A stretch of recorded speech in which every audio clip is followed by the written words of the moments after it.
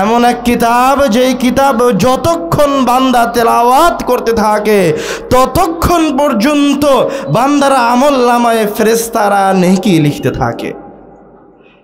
এমন এক কিতাব যার মাধ্যমে আল্লাহ রাব্বুল আলামিন বান্দাদেরকে ইহকালীন জীবনের এবং পরকালীন জীবনের যাবতীয় সমস্যা এবং বালা মুসিবত থেকে বের হয়ে আসার জন্য কত শক্তিশালী সূরা প্রদান করেছেন।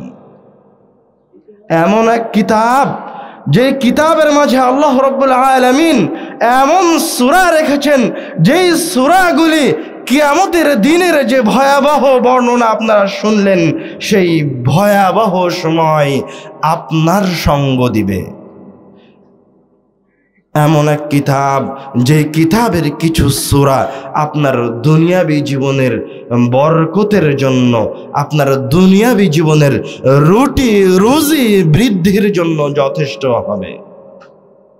এই মহান কিতাবের মর্যাদা, শ্রেষ্ঠত্ব যদি আমি আপনাকে আরো স্পষ্ট করে বলতে চাই, তাহলে শুনেন, যেই ব্যক্তি এই কিতাবের যত কাছে আসবে আল্লাহ রাব্বুল আলামিন ওই ব্যক্তিকে তত সম্মানিত করে দিবেন, তত মর্যাদাবান করে দিবেন।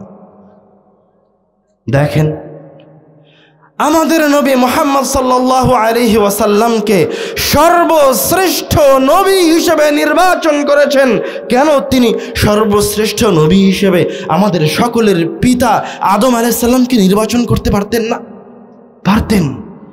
আল্লাহ রাব্বুল আলামিন মুহাম্মদ সাল্লাল্লাহু আলাইহি ওয়াসাল্লামকে সর্বশ্রেষ্ঠ নবী ও রাসূলের মর্যাদা দান করেছেন, সাইয়্যিদুল আম্বিয়া করেছেন। কেন আল্লাহ রাব্বুল আলামিন তাকে কোরআনুল কারীমের মতো শ্রেষ্ঠ মুআজিজা প্রদান করেছেন। আমি আপনি সর্বশ্রেষ্ঠ উম্মত। কেন? কেননা আল্লাহ রাব্বুল আলামিন আমাদেরকে কোরআনুল কারীমের মতো এক মহান কিতাব প্রদান করেছেন।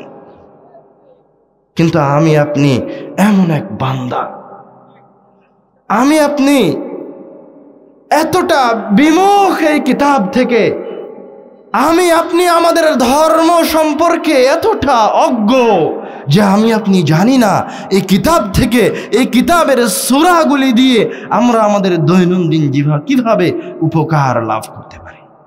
আমরা জানি না এই কিতাবের কোন সূরা দিয়ে আমরা বিপদের সময় আল্লাহ রাব্বুল আলামিনের কাছে পরিত্রাণ চাইলে পরিত্রাণ পাবো। এই কিতাবের কোন সূরা আমাদের জন্য কিয়ামতের দিন দাঁড়াবে আমরা জানি না। এই কিতাবের কোন সূরা আমাদের জন্য কবরে দাঁড়াবে আমরা জানি না। আমাদের এই গুরুত্বপূর্ণ আলোচনার শুরুতেই থাকবে এই কিতাব তেলাওয়াত শুরু করব কিভাবে। তার আগে এই কিতাবের সাথে একটা আদবের আয়াত আমি আপনাদেরকে বলি। আল্লাহ রাব্বুল আলামিন কোরআনুল কারীমে বলছেন, وَإِذَا قُرِئَ الْقُرْآنُ فَاسْتَمِعُوا لَهُ وَأَنصِتُوا لَعَلَّكُمْ تُرْحَمُونَ। তোমাদের সামনে যখন কোরআন তেলাওয়াত করা হয়, কোরআনের কথা বলা হয়, তখন তোমরা তোমাদের মুখগুলিকে বন্ধ রাখো, তোমরা চুপ করে মনোযোগের সাথে কোরআনুল কারীমকে শ্রবণ করো। তোমরা যদি চুপ করে মনোযোগের সহিত কোরআনুল কারীমের আয়াত শ্রবণ করতে থাকো, বিনিময়ে আল্লাহ রাব্বুল আলামিন তোমাদের উপরে তার রহমত বর্ষণ করতে থাকবেন। সুবহানাল্লাহ। এই কথা কে বলছেন? স্বয়ং আল্লাহ রাব্বুল আলামিন বলছেন। এবার আসেন, কোরআনুল কারীম তেলাওয়াত শুরু করবেন কি দিয়ে? আল্লাহ রাব্বুল আলামিন বলছেন, فَإِذَا قَرَأْتَ الْقُرْآنَ فَاسْتَعِذْ بِاللَّهِ مِنَ الشَّيْطَانِ الرَّجِيمِ। ইসলামী শরীয়তে যখন কোনো কাজ শুরু করার প্রয়োজন হয় তখন কি বলে শুরু করতে হয়? বিসমিল্লাহ বলে শুরু করতে হয়। রাসূল সাল্লাল্লাহু আলাইহি ওয়াসাল্লাম হাদিসে বলছেন, কুল্লু আমরিন যিবালিন লা ইয়াবদা বিবিসমিল্লাহ ফাহুয়া আক্তা। আর এক হাদিসে বলছেন ফাহুয়া আবতার। যেই কাজ বিসমিল্লাহ দিয়ে শুরু করা হয় না ওই কাজে বরকত থাকে না, ওই কাজে মহান রব্বুল আলামিনের পক্ষ থেকে কবুলিয়াত থাকে না। তো কাজ কি দিয়ে শুরু হয়? বিসমিল্লাহ দিয়ে শুরু হয়, কিন্তু আল্লাহ রাব্বুল আলামিন এই মহান কিতাবের ক্ষেত্রে বিধান পরিবর্তন করে দিয়েছেন। আল্লাহ রাব্বুল আলামিন কি বলছেন? তুমি যখন কোরআন তেলাওয়াত করতে শুরু করবে তখন তুমি বিসমিল্লাহির রহমানির রহিম বলার আগে কি বলো? আউযু বিল্লাহি মিনাশ শাইতানির রাজিম। তুমি আগে আল্লাহ রাব্বুল আলামিনের কাছে শয়তান থেকে পরিত্রাণ চাও। আশ্চর্যজনক কথা, সব জায়গায় বিসমিল্লাহ দিয়ে কথা শুরু করতে হচ্ছে, মহান রব্বুল আলামিনের কিতাব কেন শয়তান থেকে পরিত্রাণ চেয়ে শুরু করতে হচ্ছে? প্রশ্ন জাগে না আপনার মধ্যে? আমি আপনি কোনোদিন এটা চিন্তা ভাবনা করে দেখিনি, কোরআনুল কারীমের কোন একটা আয়াতকে নিয়ে আমরা তাদাব্বুর করিনি, অথচ আল্লাহ রাব্বুল আলামিন বলছেন আফালা ইয়াতাদাব্বারুনাল কুরআন আম আলা কুলুবিহিম আকফালুহু। আমরা কেন কোরআনুল কারীম নিয়ে, কোরআনুল কারীমের একটা আয়াত নিয়ে চিন্তা ভাবনা করি না? আমাদের অন্তরে কি তালা লাগিয়ে দেওয়া আছে? কেন আমরা কোরআনুল কারীমের একটা আয়াত নিয়ে চিন্তা ভাবনা করি না? আমরা যদি কোরআনুল কারীমের একটা আয়াত নিয়ে চিন্তা ভাবনা করি, একটা আয়াত নিয়ে তাদাব্বুর করি, তাহলে আল্লাহ রাব্বুল আলামিন একটা আয়াতের বিনিময়ে আমাদেরকে হেদায়েত দিয়ে দিতে পারেন। একটা আয়াতের বিনিময়ে আল্লাহ রাব্বুল আলামিন আমাদেরকে জান্নাত দিয়ে দিতে পারেন। এর নাম কোরআন। আমাদেরকে আল্লাহ রাব্বুল আলামিন আউযু বিল্লাহি মিনাশ শাইতানির রাজিম দিয়ে কেন শুরু করতে বলছেন? তার একাধিক জবাব আছে। তার প্রথম উত্তর, আসমান জমিনের মাঝে যে জিনিসগুলি মানুষের উপকার করতে পারে, মানুষকে হেদায়াত দিতে পারে, মানুষকে জান্নাতে পৌঁছে দিতে পারে, তার মাঝে সবচেয়ে শক্তিশালী ক্ষমতাবান জিনিস হচ্ছে এই কিতাব আল কোরআন। তো যেই জিনিস মানুষের সবচেয়ে বেশি উপকারে আসবে, শয়তান হচ্ছে ওই জিনিসের সবচেয়ে বড় শত্রু। তা আল্লাহ রাব্বুল আলামিন আপনাকে বলে দিচ্ছেন যে তুমি যদি কোরআনুল কারীমের কাছে আসো তো সাথে সাথে কে আসবে? শয়তান আসবে। কিন্তু তুমি যদি শয়তান থেকে পরিত্রাণ পেতে চাও তাহলে কি বলো? আউযু বিল্লাহি মিনাশ শাইতানির রাজিম বলো। কেন? কেননা আপনার এই মাহফিলে যদি কোনো কুকুর ঢুকে যায় এখন, তোকে লাঠি দিয়ে তাড়াতে পারবেন। ডাকাত ঢুকে গেলে গুলির ভয় দেখালে পালিয়ে যাবে। কিন্তু শয়তানকে কি ধমক দিয়ে বের করতে পারবেন? লাঠি দিয়ে মেরে বের করা যাবে?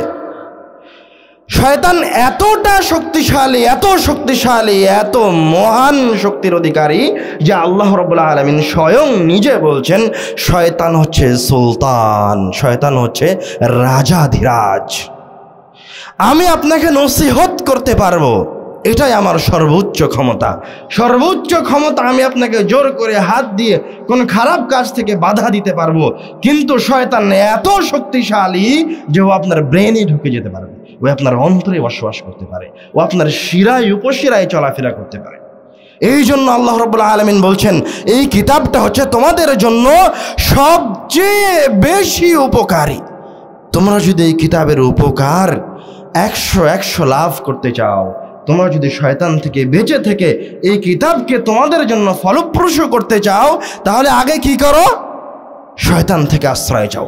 আগে বলো আউযু বিল্লাহি মিনাশ শাইতানির রাজিম, হে আল্লাহ আপনি আমাকে এই বিতাড়িত নিকৃষ্ট শয়তান থেকে পরিত্রাণ দান করুন।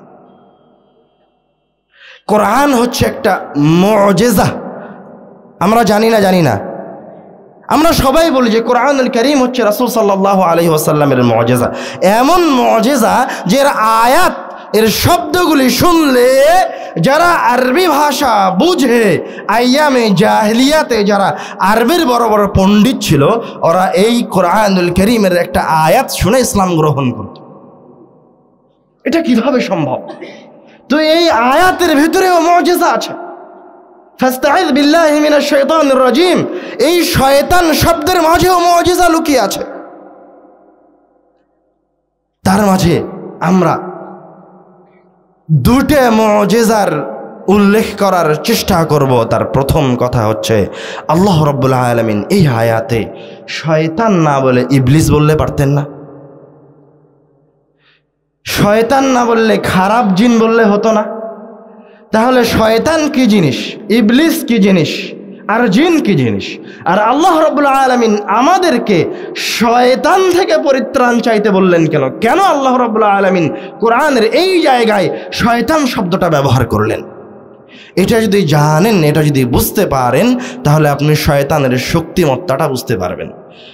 যেমন দেখেন, জিনের পরিচয় যদি বলি, তাহলে জিন হচ্ছে ওটা যাকে আল্লাহ রাব্বুল আলামিন আগুন থেকে সৃষ্টি করেছেন তার ইবাদতের জন্য। ওয়ামা খালাকতুল জিন্না ওয়াল ইনসা ইল্লা লিয়াবুদুন, আমি জিনকে কেন সৃষ্টি করেছি? আল্লাহ রাব্বুল আলামিনের ইবাদতের জন্য। তাদের মাঝে খারাপও আছে, ভালো আছে। কিন্তু জিন যখন আদম আলাইহিস সালামকে সিজদা করতে অস্বীকার করলো, তখন আল্লাহ রাব্বুল আলামিন জিনের ওই জিনটার নাম পরিবর্তন করে তার নাম রেখে দিলেন ইবলিস। ওয়াকুলনা লিল মালাইকাতি ইসজুদু লিআদম ফাসাজাদু ইল্লা ইবলিস। সবাই সিজদা করলো, কিন্তু ইবলিস সিজদা করলো না। ইবলিস শব্দ হচ্ছে আবলাসা থেকে, যার অর্থ হতাশ হওয়া। ইবলিস চেয়েছিল সম্মানিত হতে, ইবলিস চেয়েছিল, ওই জিনটা চেয়েছিল যে আমি মানুষের চেয়ে বেশি সম্মানিত হব, কিন্তু সে হতাশ হয়েছে। কিন্তু এইভাবে আল্লাহ রাব্বুল আলামিন যত জায়গায় জিনের আল্লাহর সাথে নাফরমানি করার কথা বলবেন, কোরআনুল কারীমের যত আয়াতে, যত জায়গায় এই সিজদা করতে যে তারা অস্বীকার করলো, এই ঘটনা বর্ণনা করবেন, সব জায়গায় আল্লাহ রাব্বুল আলামিন জিনকে ইবলিস বলবেন, শয়তান বলবেন না, জিনও বলবেন না। এটা কোরআনুল কারীমের একটা মাধুর্যতা। আল্লাহ রাব্বুল আলামিনের কোরআনুল কারীমের শব্দ চয়নের সূক্ষ্মতা। তো কখন শয়তান বলছেন? এই ইবলিস যখন আল্লাহ রাব্বুল আলামিনের নাফরমানি করলো, নাফরমানি করার পর আবার যখন আদম আলাইহিস সালাতু ওয়াস সালামকে ওয়াসওয়াসা দিয়ে তাকে পাপ কাজে নিয়ে আসলো, তখন আল্লাহ রাব্বুল আলামিন তার নাম রেখে দিলেন শয়তান। আল্লাহ রাব্বুল আলামিন বলছেন ফাআযাল্লাহুমা শাইতান। এই জায়গায় আর আল্লাহ রাব্বুল আলামিন বলছেন না ফাআযাল্লাহুম ইবলিস, কি বলছেন? ফাআযাল্লাহুমা শাইতান। তাদের দুইজনকে শয়তান পথভ্রষ্ট করেছে। অর্থাৎ শয়তানের মাঝে যে অর্থ আছে সে অর্থ ইবলিসের মাঝে নেই, ইবলিসের মাঝে যে অর্থ আছে সে অর্থ জিনের মাঝে নাই। এটা গেল মহান রব্বুল আলামিনের শব্দ চয়নের ক্ষেত্রে সূক্ষ্মতা। এবার আসেন অক্ষরের সূক্ষ্মতা।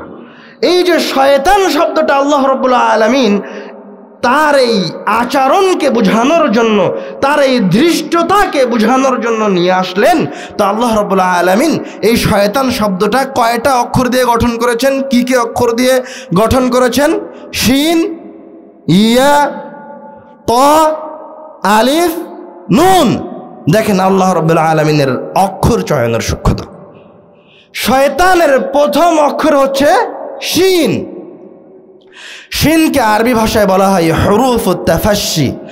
শিন যখন উচ্চারণ করা হয়, যারা মাখরাজ বুঝে, শিন যখন উচ্চারণ করা হয় তখন উচ্চারণটা মানুষের এই দাঁতের আর জিহ্বা যখন স্পর্শ করে, এই ছোট ছোট ছিদ্র দিয়ে এর উচ্চারণটা বের হয়ে আসে। শিন ছড়িয়ে ছিটিয়ে যায়।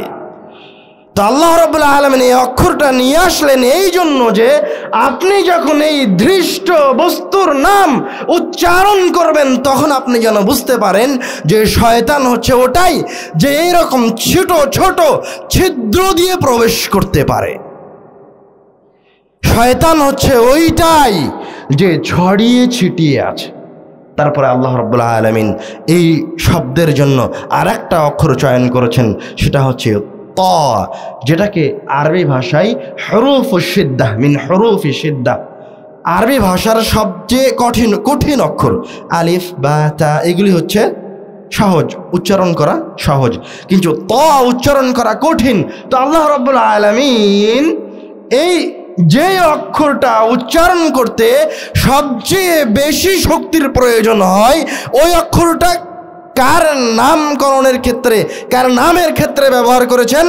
শয়তানের ক্ষেত্রে ব্যবহার করেছেন। কেন? কেননা আপনি যখন শয়তান উচ্চারণ করবেন তখন আপনি এই উচ্চারণ থেকেই অনুধাবন করেন যে শয়তান হচ্ছে মহাশক্তিশালী, ওর যত শক্তি আছে এত শক্তি অন্য কারো কাছে নাই। তারপরে আল্লাহ রাব্বুল আলামিন আরেকটা অক্ষর চয়ন করেছেন, সেটা হচ্ছে আলিফ। এই আলিফটাকে আরবি ভাষায় বলা হয় হুরুফুল ইশবা। ইশবা মানে কি? আকালতু ওয়া শাবি'তু, আমি খেয়েছি এবং পরিপূর্ণ হয়েছে। মানুষ যখন খায় তখন তার পেটটা ভরে যায়, আকালতু ওয়া শাবি'তু। তো আল্লাহ রাব্বুল আলামিন হুরুফুল ইশবা এই শয়তান নাম গঠনের সময় ব্যবহার করেছেন। কেন? যাতে আপনি এই নামটা উচ্চারণের সময় বুঝতে পারেন, এই নামটা উচ্চারণের সময় অনুধাবন করতে পারেন যে শয়তান পরিপূর্ণটাই ধৃষ্টতা দিয়ে, নিকৃষ্টতা দিয়ে, পাপাচার দিয়ে পরিপূর্ণ, এর কাছে কোনো কল্যাণ নাই। কথা কি বুঝতে পারছেন? তো আরবেরা কোরআনুল কারীমের এই অক্ষর আর শব্দের চয়নের মাধুর্যতার কারণে আশ্চর্য হয়ে যেত, এতটা আশ্চর্য হয়ে যেত যে যারা মুহাম্মদ সাল্লাল্লাহু আলাইহি ওয়াসাল্লামের উপর ঈমান আনয়ন করতে চাইতো না তারা মুহাম্মদ সাল্লাল্লাহু আলাইহি ওয়াসাল্লামকে বিভিন্নভাবে গালিগালাজ করত। তো কিভাবে গালি দিবে? যে লোকটা এত সুন্দর সুন্দর চমৎকার শব্দ আর বাক্য বলছে তাকে কি বলা যায়? তখন তারা কখনো কখনো বলতো মোহাম্মদ শায়ের, মোহাম্মদ কবি, তারা কখনো বলতো মোহাম্মদ কাহেন, মোহাম্মদ হচ্ছে পাদ্রী, আবার কখনো কখনো তারা বলতো মোহাম্মদ মাজনুন, মোহাম্মদ পাগল হয়ে গেছে। এই শব্দের মাধুর্যতার কারণে, অক্ষরের মাধুর্যতার কারণে, কোরআনুল কারীমের বাক্যের মাধুর্যতার কারণে তারাই নিজেরাই পাগল হয়ে যেত যে মুহাম্মদ সাল্লাল্লাহু আলাইহি ওয়াসাল্লামকে কি বলবে খুঁজে পেত না। তো আল্লাহ রাব্বুল আলামিন এই কিতাবের আয়াতকে দিয়ে, এক একটা আয়াতকে দিয়ে শত শত মানুষকে হেদায়েত প্রদান করেছেন। আমরা এই আয়াতে আউযু বিল্লাহি মিনাশ শাইতানির রাজিমে শয়তান শব্দের মুজিজার কথা বলছিলাম। এখন আসেন, শয়তান কি শুধু কোরআন তেলাওয়াতের সময় আমাদেরকে অসুবিধায় ফেলবে? শয়তান কি শুধু নামাজের সময় এসে আমাদেরকে ওয়াসওয়াসা প্রদান করবে? শয়তান আমাদেরকে বিভিন্নভাবে পথভ্রষ্ট করার চেষ্টা করবে। শয়তান আমাদেরকে বেদাতের মাঝে নিয়ে যাবে, শয়তান আমাদেরকে শিরকের মাঝে নিয়ে যাবে, শয়তান আমাদেরকে ভালো কাজে দেখিয়েই শিরকের মাঝে নিয়ে যাবে, শয়তান আমাদেরকে কোরআনুল কারীমকে দিয়েই শিরক করাবে। দেখবেন কিভাবে। আল্লাহ রাব্বুল আলামিন এই কিতাবের নাম কি রেখেছেন? আল কোরআন। আল কোরআন শব্দের অর্থ কি? তেলাওয়াত করার কিতাব, পাঠ করার কিতাব, অধ্যয়নের কিতাব। মানে এই কিতাব থেকে কেউ যদি কোনো উপকার নিতে চায় তাহলে এই কিতাব তেলাওয়াত করে উপকার নিতে হবে। শত শত হাদিস আর কোরআনুল কারীমের আয়াত প্রমাণ করে যে কোরআনুল কারীম যতক্ষণ পর্যন্ত আপনি তেলাওয়াত করবেন না ততক্ষণ পর্যন্ত কোরআনুল কারীম আপনার সরিষা সমপরিমাণ উপকার করতে পারবে না। আপনি যদি কোরআনুল কারীমকে দিয়ে দুর্গ নির্মাণ করেন আর ওই দুর্গের ভিতরে গিয়ে আশ্রয় নেন তো কোরআনুল কারীম আপনার সরিষা সমপরিমাণ উপকার করতে পারবে। আপনি কোরআনুল কারীমের একটা আয়াত তেলাওয়াত করেন, কোরআন আপনার উপকারে আসবে। কোরআনের আয়াত তেলাওয়াত করেন, আল্লাহ রাব্বুল আলামিন আপনাকে বিপদ থেকে বাঁচাবে। দেখেন রাসূল সাল্লাল্লাহু আলাইহি ওয়াসাল্লাম নিজে হাদিসে বলছেন, রাসূল সাল্লাল্লাহু আলাইহি ওয়াসাল্লাম নিজে বলছেন হাদিসে, ইকরাউল কোরআন, তোমরা কোরআন তেলাওয়াত করো, ফাইন্নাল্লাহ তাআলা লা ইউআযযিবু কলবান ওয়াল কোরআন। যেই ব্যক্তি কোরআনকে তার অন্তরে ধারণ করে আল্লাহ রাব্বুল আলামিন ওই ব্যক্তিকে কোনোদিন কোনো প্রকার শাস্তির সম্মুখীন করবেন না। আমরা বিপদ থেকে বাঁচার জন্য যেমন মনে করেন যখন সৈন্যরা যুদ্ধে যায় তখন তার শরীরে যেন গুলি না লাগে সেই জন্য তারা বুলেট প্রুফ জ্যাকেট পরিধান করে। বর্তমান সময়ে আধুনিক যুগে বোমা থেকে বাঁচার জন্য মাটির নিচে সেফ হাউস নির্মাণ করা হয়। বোমা থেকে বাঁচার জন্য সেফ হাউস নির্মাণ করা হয়। সেফ হাউস কি? ওপরে বোমা পড়বে, আপনার কোনো কিছু হবে না। আল্লাহ রাব্বুল আলামিন মুসলমানদের জন্য সেফ হাউস করে দিয়েছেন কোরআন মাজিদকে। রাসূল সাল্লাল্লাহু আলাইহি ওয়াসাল্লাম এই কথা স্বয়ং নিজে বলেছেন। রাসূল সাল্লাল্লাহু আলাইহি ওয়াসাল্লাম বলছেন, ইন্নাল্লাহা তাআলা লা ইউআযযিবু কলবান ওয়াল কুরআন ওয়া ইন্না হাযাল কুরআনা মা'দাবাতুল্লাহ। এই কোরআন মাজিদ হচ্ছে এই পৃথিবীতে, এই জমিনের উপরে মহান রব্বুল আলামিনের মেহমানখানা। ফামান দাখালা ফীহি ফাহুয়া আমিন। যেই ব্যক্তি এই কোরআনুল কারীমকে দিয়ে আল্লাহ রব্বুল আলামিনের কাছে যে কোনো বিপদ বালা মুসিবত থেকে, যে কোনো সমস্যা থেকে পরিত্রাণ চাইবে, আল্লাহ রব্বুল আলামিন তাকে ওই বিপদ থেকে, ওই বালা মুসিবত থেকে পরিত্রাণ দান করবেন। আপনি মনে হয় এখনো বুঝতে পারেননি, কারণ আপনি তো জানেন না, আপনি শুধু পরাশক্তির কথা শুনে এসেছেন। আপনার কাছে ঈমান নেই, বস্তুত আপনার কাছে ঈমান নাই, বস্তুত আপনি মুসলমান নন। আপনার বাপ মুসলমান ছিল তাই আপনি মুসলমান, আপনার দাদা মুসলমান ছিল তাই আপনি মুসলমান, আপনার বাপ আহলে হাদিস তাই আপনি আহলে হাদিস, নাম কা ওয়াস্তে আহলে হাদিস। আপনি শিক্ষিত আহলে হাদিস নন, শিক্ষিত মুসলমান নন। সাহাবায়ে কেরামরা ছিলেন শিক্ষিত মুসলমান, ওরা একটা আয়াত শিখে ইসলাম গ্রহণ করেছে। আমাদের মাঝে কয়জন আছে যে একটা আয়াত নিয়ে তাদাব্বুর করেছে কোরআনুল কারীমের? তো আমি আপনি পরাশক্তিকে ভয় পাই কেন? আমি আপনি কোরআনুল কারীমের শক্তিমত্তা সম্পর্কে অবগত নই, আমরা এই হাদিসের উপর ইয়াকিন, বিশ্বাস রাখি না, এই কথাই সত্য। কেন সাহাবায়ে কেরাম 313 জন সাহাবী 1000 সৈন্যের বিরুদ্ধে যুদ্ধ করে জয় নিয়ে আসেনি? তা কেন মাত্র 4 থেকে 5,000 সৈন্য নিয়ে মুতার যুদ্ধে 2 লক্ষ সৈন্যের বিরুদ্ধে যুদ্ধ করে জয় নিয়ে এসেছে মুসলমানেরা? 2 লক্ষ সৈন্য যদি 3,000 মানুষের উপর দিয়ে দৌড়ে পার হয়, তো 3,000 মানুষকে খুঁজে পাওয়া যাবে না। তো তারা কি দিয়ে জয় অর্জন করেছে? তাদের কাছে কি ছিল? তাদের সম্পদটা কি? তাদের সম্পদ হচ্ছে কোরআনুল কারীমের আয়াত।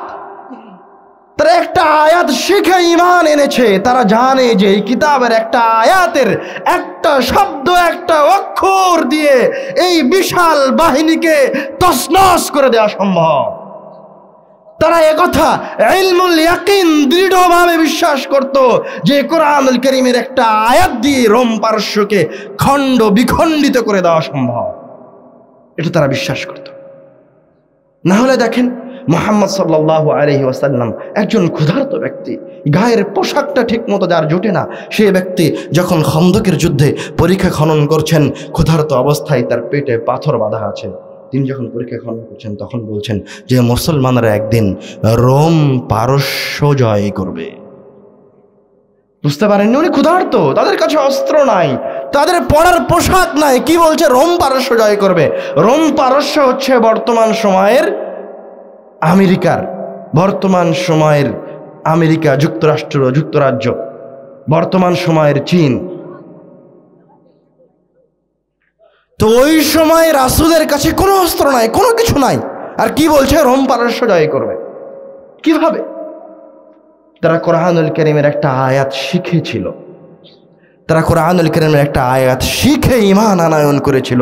তারা জানে জয় অর্জনের জন্য আমার এই শিক্ষিত ঈমানটা, কোরআনুল কারীমের আয়াতগুলি যথেষ্ট। এখন আসেন আমরা কোরআনুল কারীমের কয়েকটা বৈশিষ্ট্যের দিকে যাই। আল্লাহ রাব্বুল আলামিন কোরআনুল কারীমে বলছেন, يا أيها الناس قد جاءتكم موعظة من ربكم وشفاء لما في الصدور وهدى ورحمة للمؤمنين। এই আয়াতের দিকে যদি লক্ষ্য করেন তাহলে দেখবেন আল্লাহ রাব্বুল আলামিন বলছেন ইয়া আইয়ুহান নাস। আমরা মনে করি কোরআনুল কারীম মনে হয় শুধু মুসলমানদের ধর্মগ্রন্থ, কিন্তু আল্লাহ রাব্বুল আলামিন কোরআনুল কারীমকে শুধু মুসলমানদের ধর্মগ্রন্থ হিসেবে প্রেরণ করেননি। আল্লাহ রাব্বুল আলামিন এই আয়াতে বলছেন ইয়া আইয়ুহান নাস, হে ইহুদি, খ্রিস্টান, নাস্তিক, বৌদ্ধ, হিন্দু, মুসলমান, আরব, অনারব, মুচি, দরিদ্র, রাজা, প্রজা, তোমরা শোনো, قد جاءتكم موعظة من ربكم, তোমাদের প্রতিপালকের পক্ষ থেকে একটা কিতাব এসেছে, যেটা হচ্ছে মাউইযা, যেই কিতাবটা তোমাদেরকে উপদেশ দিতে পারে। তোমাদের কারো যদি উপদেশের প্রয়োজন হয়, কেউ যদি মনে করে, কোনো একজন মানুষ, সে পাপী হোক, তাপী হোক, খ্রিস্টান হোক, ইহুদি হোক, নাসারা হোক, যদি কেউ মনে করে যে আমার উপদেশের প্রয়োজন, তাহলে আল্লাহ বলছে তুমি এই কিতাবটা তেলাওয়াত করো, এই কিতাবটা পড়ো।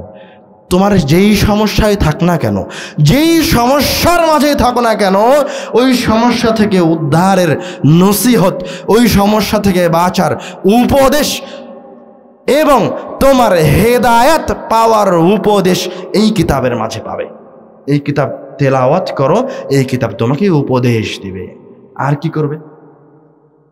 ওয়াশিফাউন লিমা ফিস সুদূর, তুমি যখন এই কিতাব তেলাওয়াত করবে, এই কিতাব থেকে উপদেশ গ্রহণ করবে, তখন ওই যে তোমার অন্তরটা পাপে ভরা ছিল, ওই যে তোমার অন্তরটা পাপাচারের কারণে বিকৃত হয়ে গেছিল, নষ্ট হয়ে গেছিল, ওই যে তোমার ঈমানটা ছিল, ওই যে তুমি ইহুদি ছিলা, ওই যে তুমি খ্রিস্টান ছিলা, ওই যে তুমি হিন্দু ছিলা, শিফাউন লিমা ফিস সুদূর, তুমি যদি ওই কিতাব থেকে উপদেশ গ্রহণ করো, তাহলে এই কিতাব তোমার অন্তরের যাবতীয় পাপাচারকে, দৃষ্টতাকে, বক্রতাকে ধুয়ে মুছে পরিষ্কার করে দিবে।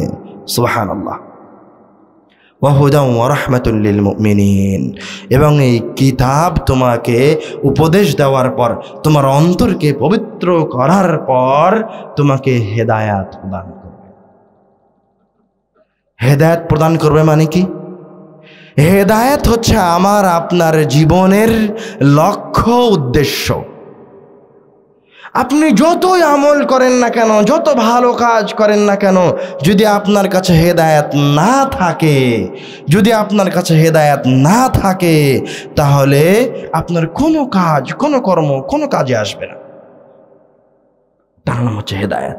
হেদায়াত আরেকটু স্পষ্ট হন। 5 ওয়াক্ত সালাতে আল্লাহ রাব্বুল আলামিনের কাছে প্রথম আমাদের যেই ফরিয়াদটা থাকে, সেটা হচ্ছে ইহদিনাস সিরাতাল মুস্তাকিম। সেটা হচ্ছে, হে আল্লাহ, আপনি আমাদেরকে সহজ সরল পথের দীক্ষা দিন, আমাদেরকে হেদায়াত দিন। ইহদিনা, হে আল্লাহ, আপনি আমাদেরকে হেদায়াত দিন। 5 ওয়াক্ত সালাতে আমাদের প্রথম যেই ফরিয়াদ আল্লাহ রাব্বুল আলামিনের কাছে থাকে, সেটা হচ্ছে হেদায়াতের ফরিয়াদ। হেদায়াত শব্দটা কি? হেদায়াতের অর্থটা যদি আপনারা বুঝতে চান, তাহলে আরবদের কাছে ফিরে যেতে হবে। আরবেরা এই শব্দটা ব্যবহার করত যখন কোনো একটা কাফেলা সফরে বের হতো মরুভূমির মাঝে দিয়ে, তখন তারা গন্তব্যস্থলে পৌঁছার জন্য ওই কাফেলার সামনে একজন গাইড থাকতো, পথপ্রদর্শক, কোন একটা উট থাকতো অথবা কোন একজন ব্যক্তি থাকতো যারা মরুভূমির রাস্তা চিনে। আর পুরো কাফেলা নিশ্চিন্তে ওই ব্যক্তির, ওই উটের অনুসরণ করত। তো ওই অনুসরণীয় উটকে তারা বলতো হাদি। কেননা তারা যদি নিশ্চিন্তে ওই উটের অনুসরণ করে, তাহলে 2 দিন, 3 দিন বা 1 সপ্তাহ পরে তারা তাদের গন্তব্যস্থলে পৌঁছে যাবে নিশ্চিন্তে, কিছু করা লাগবে না। তো আল্লাহ রাব্বুল আলামিন ওই জায়গা থেকে তার কিতাবের নাম রাখলেন, তার কিতাবের একটা বৈশিষ্ট্যের কথা বলছেন, এই কোরআন হচ্ছে হাদি। কেউ যদি এই কোরআনুল কারীমের কাছে আসে, তো এই কোরআনুল কারীম ওকে নিজে, কোরআনুল কারীম নিজে আপনার হাতটা ধরে আপনাকে হেদায়াতের পথে নিয়ে আসবে। কোরআন নিজে আপনাকে হেদায়াত দিয়ে দিবে। আরো স্পষ্ট করে বোঝেন যে কোরআন কিভাবে হেদায়াত দেয়, তার একটা প্রমাণ নেন। ওমর রাদিয়াল্লাহু তাআলা আনহু ইসলাম গ্রহণের আগে মুহাম্মদ সাল্লাল্লাহু আলাইহি ওয়াসাল্লামকে হত্যা করার জন্য ঘুরছে। বলছে, মুহাম্মদকে আমি তাকে হত্যা করব। কোরআনুল কারীমের কয়েকটা আয়াত শুনে তিনি বলছেন, আমাকে মুহাম্মদ সাল্লাল্লাহু আলাইহি ওয়াসাল্লামের কাছে নিয়ে চলো, আমি ইসলাম গ্রহণ করতে চাই।